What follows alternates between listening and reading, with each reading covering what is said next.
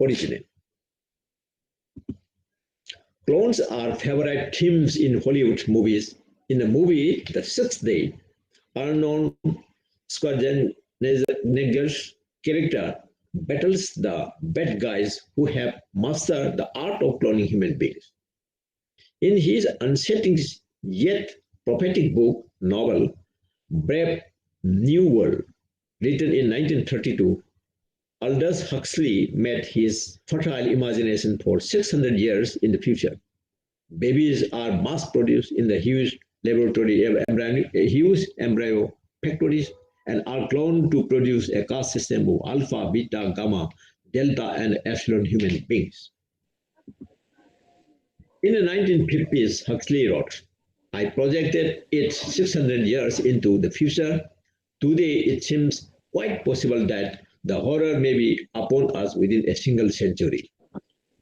But even a century may seem too long. Already, many of his technological predictions are within graphs. But even a century may seem too long. Already, many of his technologies predictions are within graphs. By mid-century, designer general could become a reality. As Harvard E.O. Wilson said, I thought, Homo sapiens, the fully free species, is about to decommission natural selection, the force that made us. Soon we must look deep within ourselves and decide what we wish to become. Unquote. The ramifications of human cloning are considerable, ranging from silly and human to the fantastic. Prominent athletes from different sports and even different decades may be cloned to create a lucrative dream team. Wealthy individuals and aging monarchs without children might bequeath their fortunes and thrones to their clones. Parents might want to clone a child who died from a fatal disease or accident. Cells may be stolen from famous or glamorous figures and then sold to people who want these individuals for children. Graves of famous people may be raided to obtain DNA samples capable of being cloned. Dictators may create armies of cloned soldiers or slaves with great physical strength but limited mental capacity, or human hybrids resembling the nightmares from the island of Dr. Murray. So these are the concepts of this human cloning. The dolly, then rats, pigs, and then to human clone. Like this. So details are given about this human cloning in a time, one of the special issue. Again, another area of interest in this 21st century is nanoscience and nanotechnology in the third millennium. Little bit I will highlight. So nanotechnology encompasses many areas, from space science to conservation of art, environment and remediation, cosmetics, textile industry, information storage, fuel cell applications, light emitting devices, photovoltaic applications, sensors, nanomedicine and nanobiotechnology, and cancer, hypothermia, etc. And it has so many applications, and it has related potentials to nanotechnology applications. Some of them I would highlight. Chemicals and basic nanostructured materials, ultra light, high strength, precision form metals will come up. Membranes and filters of cost-effective desalination of water also will come up. High efficiency and novel catalysts will come up, and resistant textiles are yet to come. And nanotechnology also will play a very, very important role in electronics and computing. Miniaturized supercomputers will come up. Low voltage and high brightness displays will come up.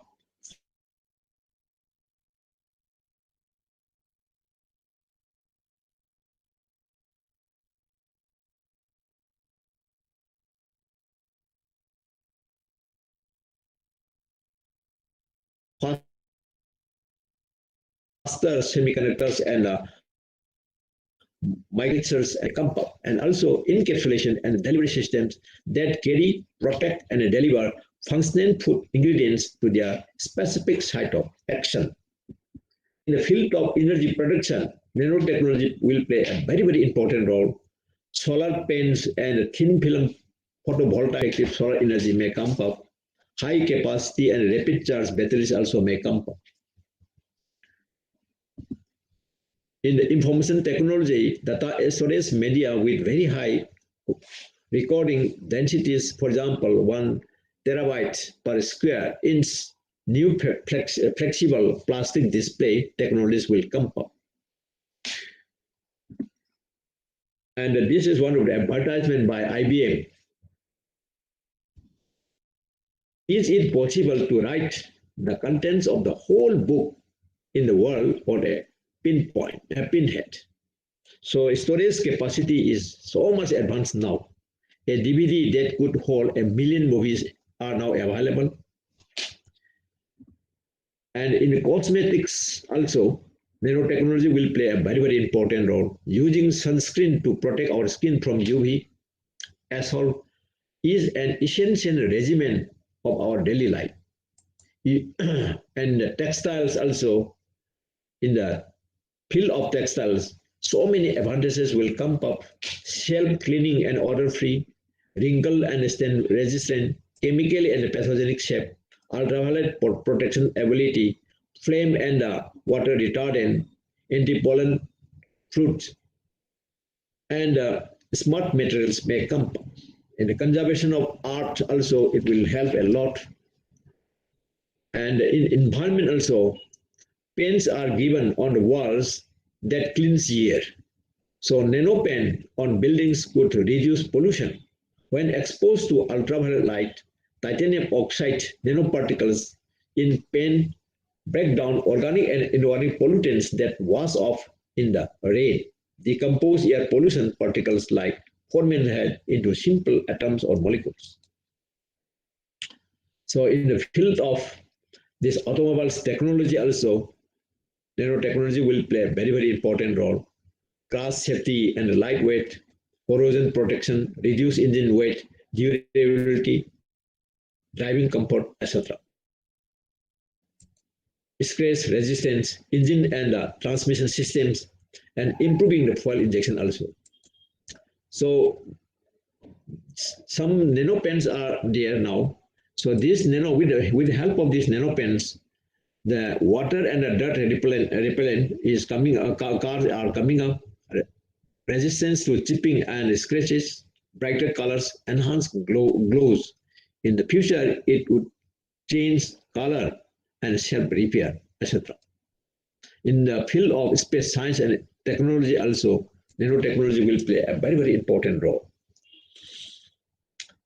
And in the nanotechnology and nanomedicine, pharmaceuticals and medical science, the medical products is also very much related now. Nanobiomedicine is also another new area of 21st century science. And nearly perfectly targeted drug delivery system, particularly for cancers, may come up. DNA sizing and sequencing, bioelectronics, biowarfare protection, antibacterial dressing and coatings, etc. also will come up. With the coming of these carbon nanotubes, many important applications are again coming. In the area of artificial muscles, conductive films, then solar cells and superconductors, and so on. In medicine, nanomedicine is the medical application of nanotechnology. Some key opportunity spaces for medical device applications of nanotechnology in the tissue engineering, nanocomposites, coating for implants and diagnostics. And many new sensors are coming.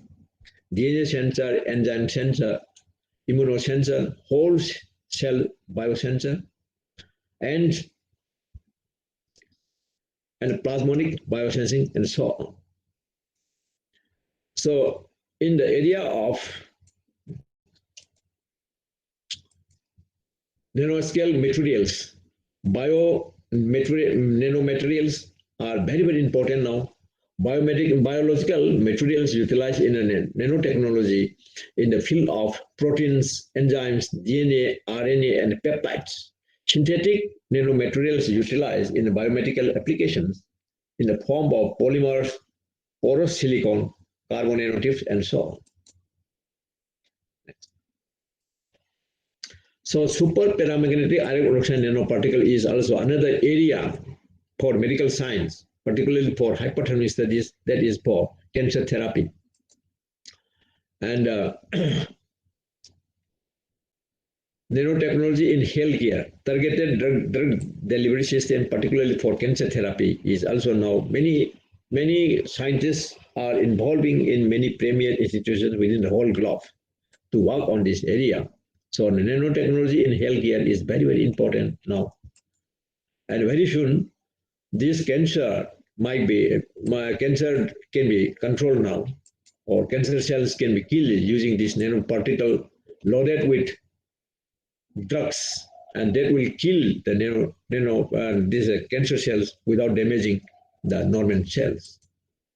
So this is one of the imaginary model, and this is hyperthermic study for radio frequency.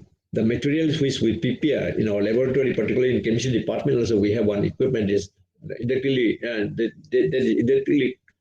induction heating coil, and that is for hyperthermic studies. That is the nanomaterials which we prepare in our laboratory, which are paramagnetic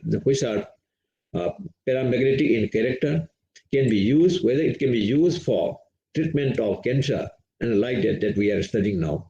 Some of our works have been published in the publications in some of the journals like physical chemistry, Journal of Physical Chemistry, Reactive and Functional Polymers, and like that. So with this background, I would like to conclude here. And if any clarifications or any query or any question is there, most welcome, please.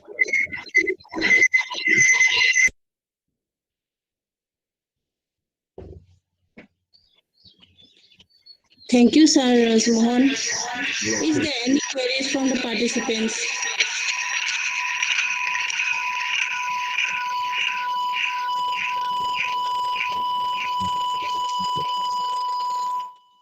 Any queries from the participants? So I hope there's no queries from the participants. So I thank you, Sir Rasmon, for your valuable and knowledgeable lectures on science and technology and how it will revolutionize the 21st century. Sir, you have mentioned interesting topics on nanotechnology, cloning, and all in health sectors. And all. Once again, I thank you, sir. Thank you very much. Thank you. I request Madam Asha Gupta to give her presidential speech on today's webinar. So, Madam, please.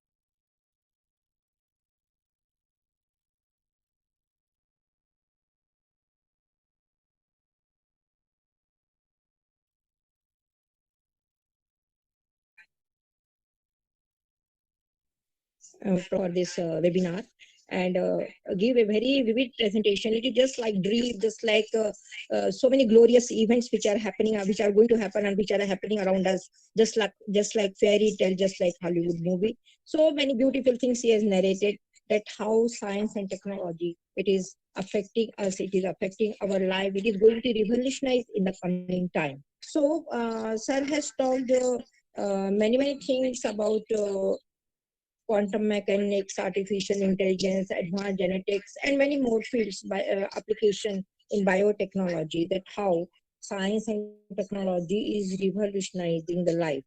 He has talked in detail about the Human Genome Project. It was completed in 2003. He talked that this European Commission started Human Brain Project, and then it is possibility that with the help of supercomputers and other, the copy of human brain may be created, and which may have the application of both nanotechnology as well as neuroscience. So such type of discoveries and events, they may alter even the human history. We can know what is consciousness, what is beyond consciousness, and so on and so forth after knowing all these events. He talked about the quantum revolution, quantum physics, the changes which are taking place, and it can revolutionize how the medical research is also. He talked about biomolecular project. He talked about gene sequencing. He talked about the mass gene sequencing, and then the transplantation science. He talked about stem cell biology, and then the regenerative medicine. He talked that how the gene theory, it has, the applications of it, gene therapy, it has had been combating the diseases, dreadful diseases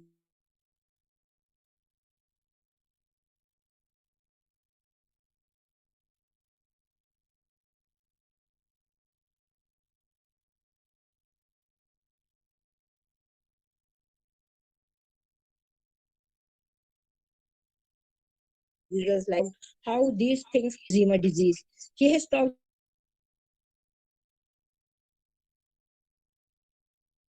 population growth. About 150 million people.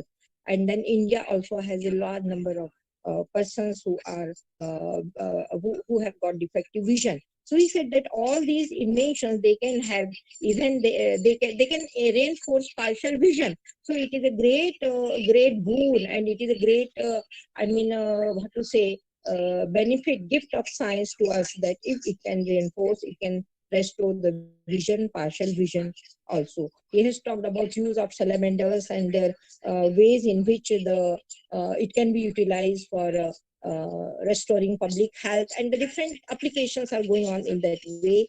He has talked in details about the possibility, when he talked about the cloning, that how we can grow even entire human being. It is a dream. It is not possible maybe, but still, how it is happening in the other animals, and how it is beneficial, how the science is revolutionizing, how it is moving. And some things, they seem to be very fantastic, some things seem to be very dreamy type, but still, the things are moving. The things which we think that it is not possible today, but it may be possible in future. So he said that maybe in future, wealthy individuals, they may like particular type of babies, particular type of clones, maybe very intellectual, maybe very strong, and all those things may be possible with all these therapies. He has talked in detail about application of nanotechnology, that how nanotechnology can be applied for nanomedicine, sensors, then even in cosmetics. Then, for example, some screen may be created, sunscreen may be created, which may block or avoid the UV radiation and protect us. He has talked about electronics application in supercomputers. He has talked about the even the application for conservation of arts. Some buildings and others architecture. So here he talked about the nano pen and its utilization. Then again, he talked about utility in textile. He taught that now, for example, the DVDs are coming up, and then the storage capacity, that it is by having the millions of movies they can be stored. He talked about the pharmaceutical science. He talked about nanobiomedicine, and this is really, it is coming up in the 21st century. It is a 21st century science. He talked also about tissue engineering, talked about biosensors, different type of biosensors, enzyme sensors, the immunosensors, and so on and so forth, which are coming up.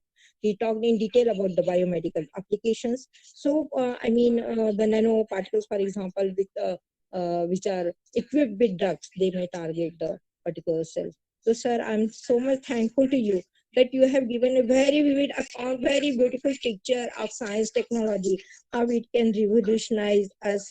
How it can bring change in our life, how the whole world, because you have taken the global picture, and then how it can revolutionize our life, how it will have the impact on us, millions of lives, how it will have application on socio-economic scenario also, because you have even given the very good details that the project, it is amounting to so much, and it involves so much, and so on and so forth. So you have even touched the economic aspect of it, and then how the countries, different countries, they are putting their money, they are spending funds for all these important projects, genome, whether it is genome project, it is brain project, and so on and so forth. So now I will come, because this science week we are celebrating, as we are just getting two very important days in this month of January. 11 January happened to be the International Day for Women and Girls in Science. And we know that, I mean, how women are important and their role. Though they 30% women are there in, if researchers are there, still their potential is great. And if 50% of population is lagging behind, then it is not good for the peaceful societies. And for UN planned that, so we organized that on 11th. And then 20th January, 20th February, we will have the National Day of Science, which is the Raman effect. We know it was invented by Sir Raman, and then to commemorate it, it is celebrated on that day. So in these 2 days, we wanted to have, for the benefit of our members, the series of lectures are the Science Week celebration, which were decided by our national movement, National Shakti. And therefore, we are planning all these lectures, and we are very lucky to have you, sir, with us. As we see, know, then science and technology are crucial for socio-economic progress of any nation. It is very much needed.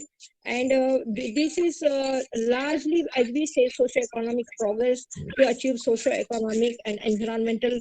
If problems are there, it is essential to tackle with science and technology, and then only we can have the sustainable path. We know that these capabilities, science and technology capabilities, they are fundamental for social and economic progress in developing countries. We know that when we got independence in 1947, at that time, India was not having capacity to build even a small needle. But so many revolutions have taken place, and then we have become self-sufficient, and we have got the large science and technology manpower. We know that green revolution, for example, in 1947, India produced only 6 million tons of wheat, and it was inadequate to meet the demand of people, demand of our country. But when the green revolution occurred, then it made India self-sufficient in food grain, and even for the decades to come, and then we could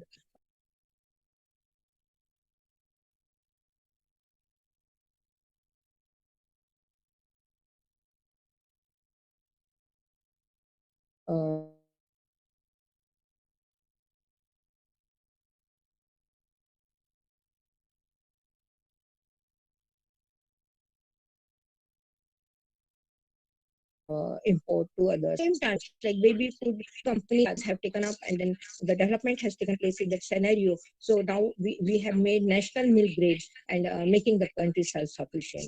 When we talk of satellite and communication revolution in our country, Vikram Sarabhai was the chairman of Indian National Committee for Space Research in mid-1960s, and development in communication and information technology. It has enabled timely forecast of weather, early warning of cyclones, and saved millions of lives. Similarly, C-dot and telecom revolution. It has had, for example, simple application in railway computerization. It demonstrated how technology, it can prevent corruption, it can improve efficiency, and it can touch millions of lives. So over this time, science and technology, it has made tremendous contribution towards settlement of industries in India in space technology, Mars mission, Moon mission, we all know about it. So now we have got a new science technology innovation policy 2020, and this policy is very transformative. It is adapted to dynamic change, and it is marked by its own innovativeness, collective imaginaries, and support for experimentation towards sustainability. So I hope that our students, we will be able to move forward and take India towards path of progress, self-sustainability, and we will be able to create among students new scientists, the budding scientists which are there. They will be able to flourish, and develop their potential to the maximum extent. Sir, I'm very much thankful to you. You are really a very thorough academician, a very good teacher, and a very good orator. Again, I thank you so much, sir, for sparing your valuable time for us. Thank you, sir. Thank you, Madam Asa Gupta, for your valuable presidential speech and picking up many more valuable points from the lectures of Sir Raj Mohan. So I once again thank Sir Raj Mohan Singh for sparing his valuable time, and Madam Asa Gupta and many other participants from different colleges and institutions. Madam Ratnabala Devi, who was also a talker of last this thing webinar. I thank you too also. And lastly, I thank Santosh, who is taking major role in organizing this seminar, this webinar series in technical this thing, management, etc. So lastly, I once again thanks all the participants who are sparing the valuable time in this webinar series. So thank you all. So now I declare to close today's webinar. So thanks once again.